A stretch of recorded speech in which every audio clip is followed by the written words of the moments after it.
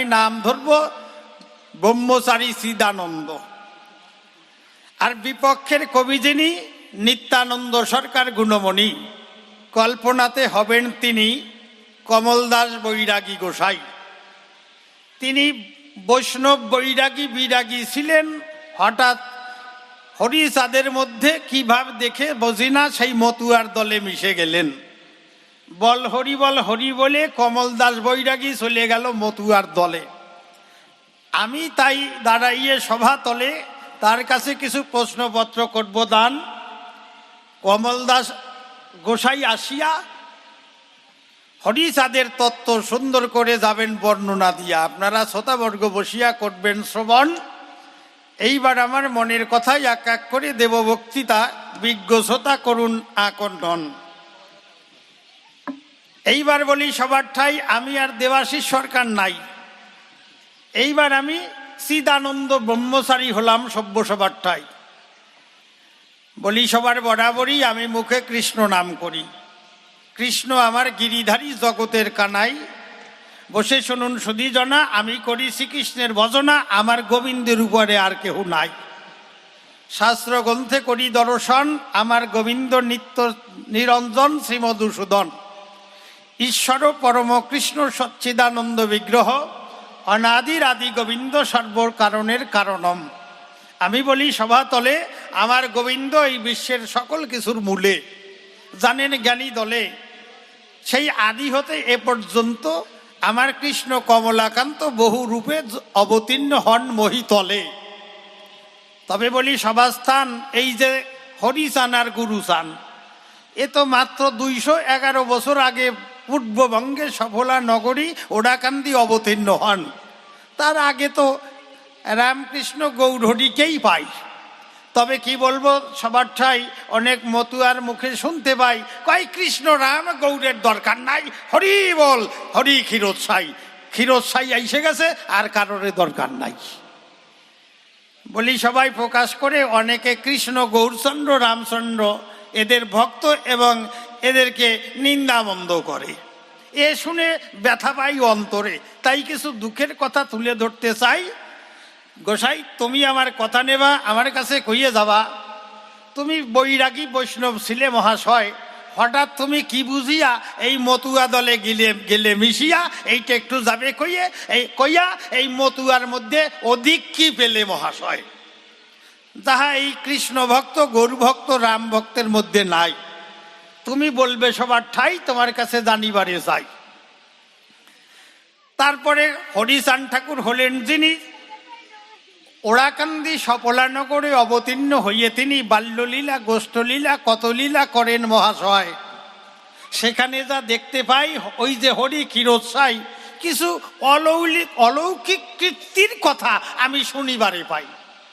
যেমন ওই বিশ্বনাথ বৈদ্যনাথ রাখালদের সঙ্গে মনোরঙ্গে যখন ওই গোধন পালন করতেন, কি দেব পরিচয়, রাখালের গরু একটা মরিয়ে যায়, হরিচাঁদ তার কৃপা বলে অলৌকিক শক্তির দ্বারায় শুনেছি গরু বাঁচাইয়ে দেয়।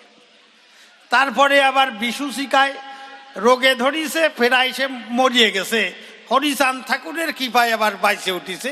এইরকম 2-1টা কথা শুনতে পাই। তা আমার কাছে বলো দেখি, এই 2-1 লীলাই কেউ ভগবান হয় নাকি? আমার কৃষ্ণচন্দ্র হলেন যিনি জগতের মূল কেন্দ্র। তিনি জানেন যত জ্ঞানীগুণী বিশ্বের সকল ভক্ত যারা এক নামে প্রাণ গোবিন্দ কৃষ্ণকে চেনেন তারা।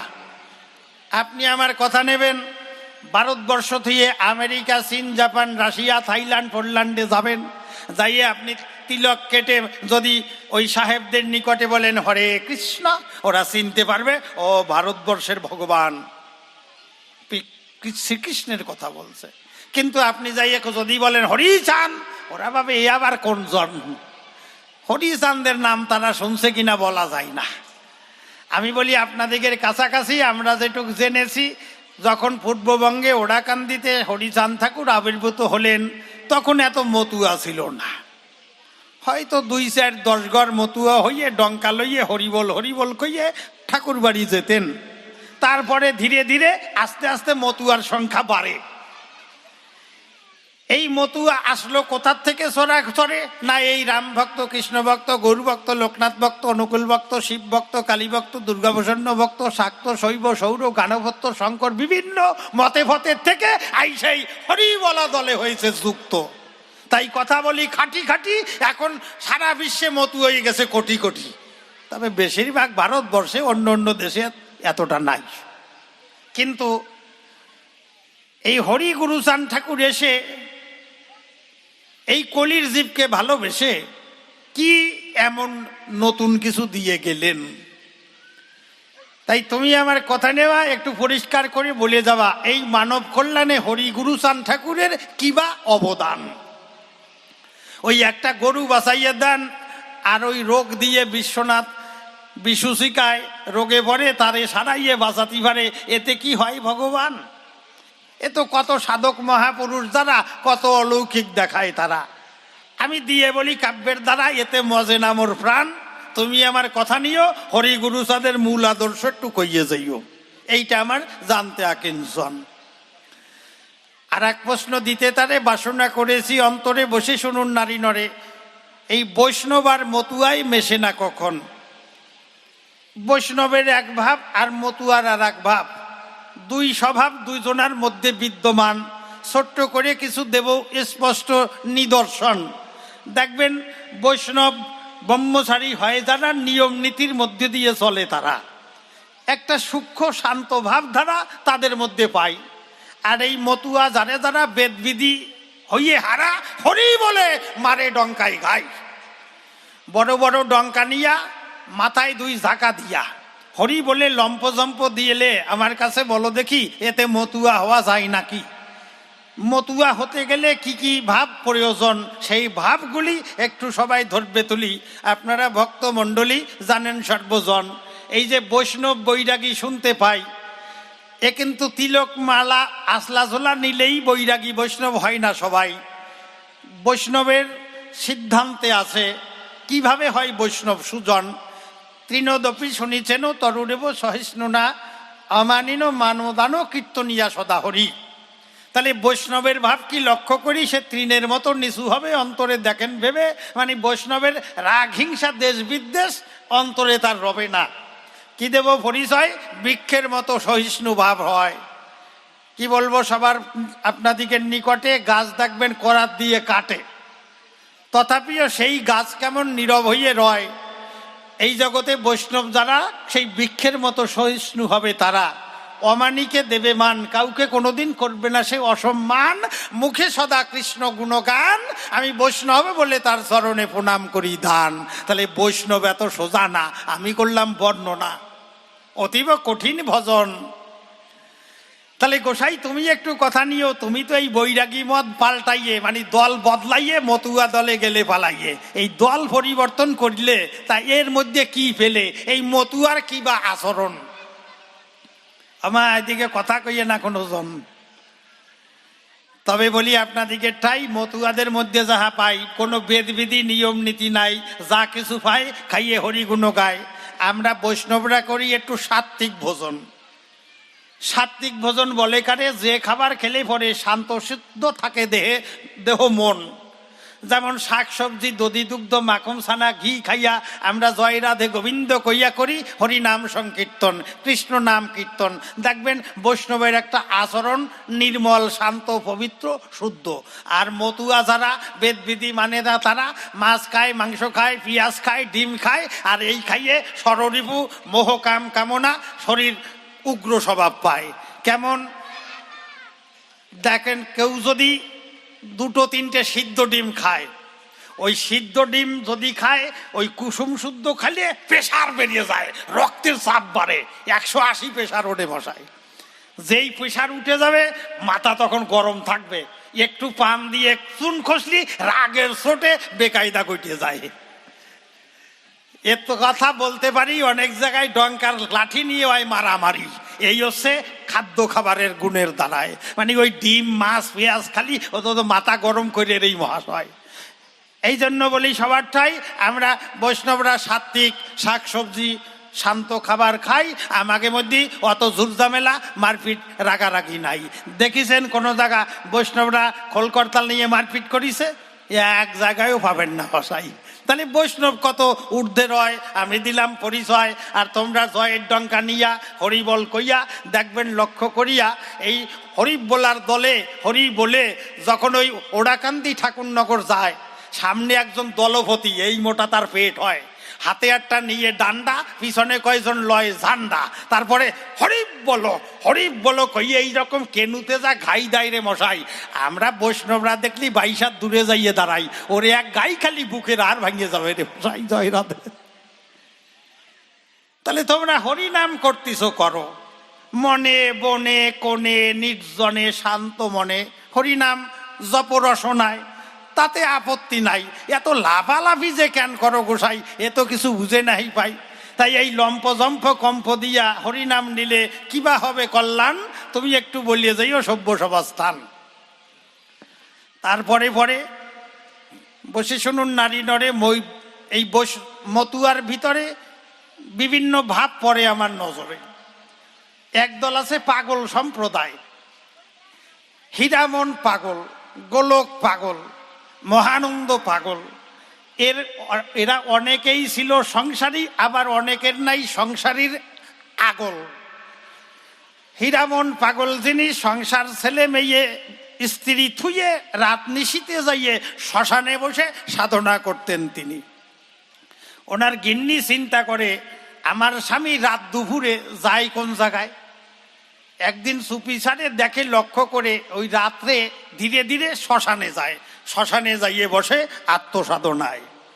তাহলে তোমরা মতুয়ারা বলো, শুনতে পাই আমাকে কোনো সাধন ভজন নাই, হরি বল কিচ্ছু নাই, খালি হরি বলে লম্প জম্প দেখতে পাই। তাহলে হীরামন পাগল শ্মশানে যায় কিসের দায়? তারপরে তোমরা হও ঘোর সংসারী, সঙ্গে থাকে গৃহলক্ষ্মী নারী, পুত্র কন্যা নিয়ে সংসারী হইয়ে হরিগুণ গাও। এর মধ্যে হরিচাঁদের কৃপা যদি পাও, তাহলে অশ্বিনী গোসাইর গানে আবার উল্টো চাটিয়ে আমি বলি খাটি খাটি ইহার জবাব আজকে দাও। অশ্বিনী গোসাই বললেন, সংসার ও সাগর রূপে ভাই হারে মানব মিন সেজেছে, কালরূপী এক দিবর এসে জালের ফাঁস হেঁটে দিতেছে। সাধু মহন্ত মকর যারা জালের ফাঁস কেটে যেতেছে, তারা হৃদয়ে শক্তি পোড়া শিরে ভক্তি করাত আছে। অর্থাৎ এই সংসারী যারা সংসার জঞ্জাল জালে বন্দী হয়ে মাছের মতো আটকাইয়ে গেছে তারা, আর সাধু মহন্তরা জালের ফাঁস কেটে ভক্তি করার দিয়ে জালের ফাঁস ছিঁড়ে তারা যাচ্ছে বৈকুণ্ঠপুরে। এই ভাব তো গানের ভিতরে। তাহলে কোনটা শ্রেষ্ঠ হতে পারে? তাহলে অশ্বিনী গোসাই, তার মধ্যে ত্যাগী ভাব পাই।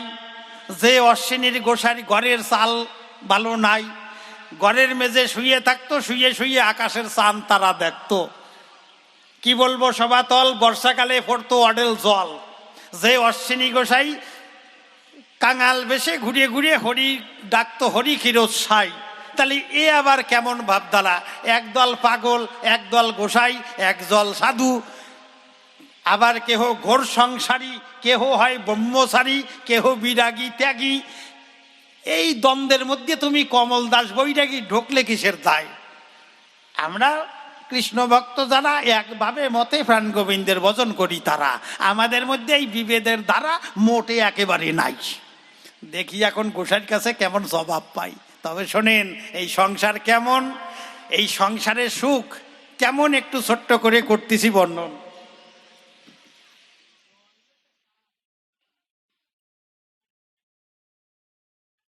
হরিবল। সংসারের সুখ কেমন এইবার করুন শ্রবণ।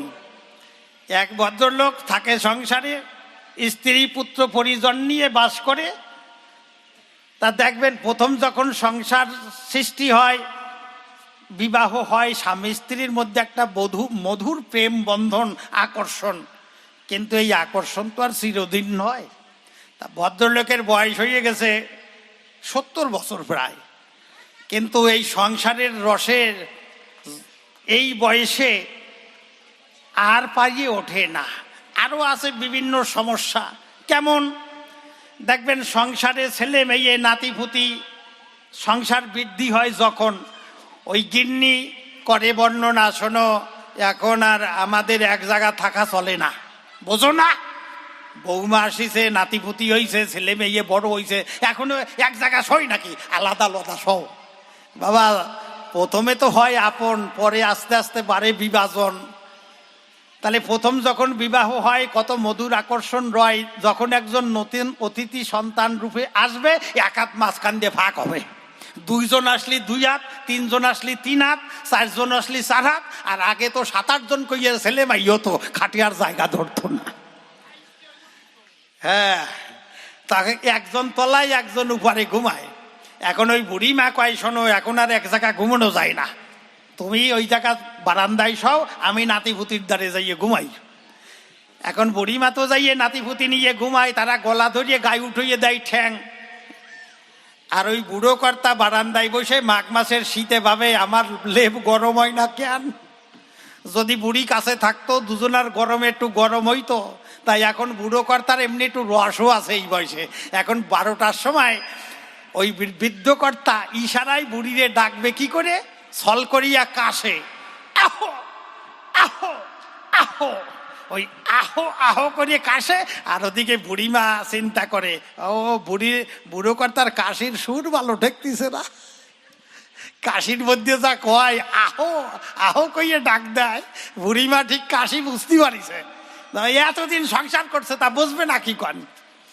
এইবারে বুড়ি তো দেখে নাতিপুতি আছে জড়াইয়া, কেমনে যাবে ফাঁকি দিয়া, ওই বুড়ি আবার ইশারা করে ওখানে বসে কাশি দিচ্ছে, আহি আহি আহি, মানে আসতেছি সুযোগ পাইয়ে নি।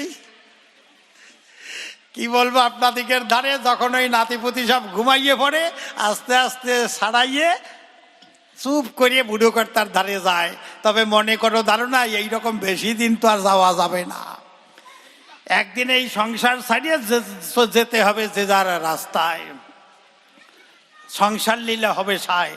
তাই আমরা এই বুঝিয়া সকল কিছু ত্যাগিয়া বৈরাগী হইয়া আমরা গোবিন্দের পথে করি অনুসরণ।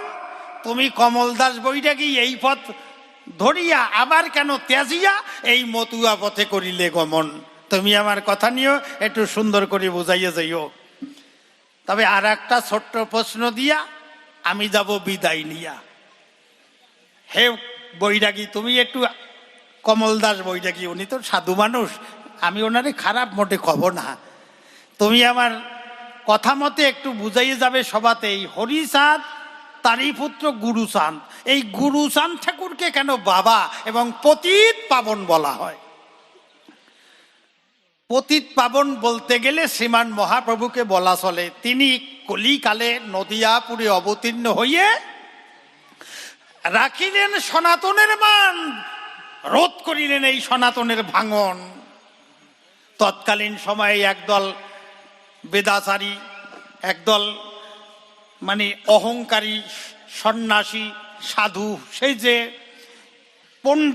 পাণ্ডিত্যের দ্বারায় সমাজে কিছু বিভাজন বাড়ায়, কে উঁচু কে নিচু এই ইত্যাকারে গন্ডগোল পাকায়। মানুষের মধ্যে তখন একটা ভাঙন বিভাজন হয়। সনাতন ধর্ম থেকে অনেক মানুষ বিতরিত হয়ে তারা বিভিন্ন মতে পথে যায়। এই সময় শ্রীমান মহাপ্রভু অবতীর্ণ হইয়ে নদিয়ায় তিনি কি করলেন, এই সনাতনের ভাঙন ঠেকালেন। দেখবেন অনেক মুসলমান ভাইদের মধ্যে নাম আছে, এন্তাজ আলী মণ্ডল, কুদ্দুস আলী বিশ্বাস, রহিম আলী গোলদার, কেরামত আলী মজুমদার। তাহলে ওরা নাম পাল্টাইছে কিন্তু টাইটেলগুলো পাল্টাতে পারে নাই, সেই মণ্ডল বিশ্বাস সরকার মজুমদার রইয়ে গেছে। এরা আমাদের পূর্বপুরুষ ছিলেন। এই পণ্ডিতদের অত্যাচারের চোটে সনাতন ধর্ম দিয়ে গেছিল ছুটে, অন্য মতে যাইয়ে চোটে। এই মাইকম্যান গেছেন কোন জায়গায়, মাইকে মাঝে মাঝে কিচির মিচির করে, কিসের দায়, এতে আমি পড়িয়ে যাই সমস্যায়। হ্যাঁ, এটা একটু ঠিক করে নেবেন। হরিবল। তাহলে এই মতো অবস্থায় শ্রীমান মহাপ্রভু নদিয়াতে যখন এলেন, তিনি অনর্পিতে সেই হরিনাম দিয়ে নামে প্রেমে মাতাইয়ে 36 জাতি একসাথে নিয়ে হরিবল কইয়ে নদিয়ার পথে ধুলাই গড়াগড়ি দিয়ে এই সনাতন ধর্মের মানুষকে একত্রিত করতে চাইলেন। তাই তাকে পতিত পাবন, এই যে কলির পাপাহত জীবকে তিনি হরিনাম দিয়ে এক সূত্রে বেঁধে নিয়ে সনাতনের ভাঙন ঠেকালেন। তাই মহাপ্রভুকে পতিত পাবন বলা যায়। তুমি বলবে এ সবাই গুরু চান ঠাকুর জাতির জনক, পতিত পাবন কেমন করি হয়? তা মনে করি ধারণা প্রথম পর্বে আর বেশি প্রশ্ন দেব না, দেখি আমার গোসাই আসিয়া কোনভাবে কি কয়। এইবারে সবারটাই আর একখানা গান গাই, তারপরে বিদায় নিতে চাই আমার মতন এই সময়। হরিবল হরিবল হরিবল হরিবল।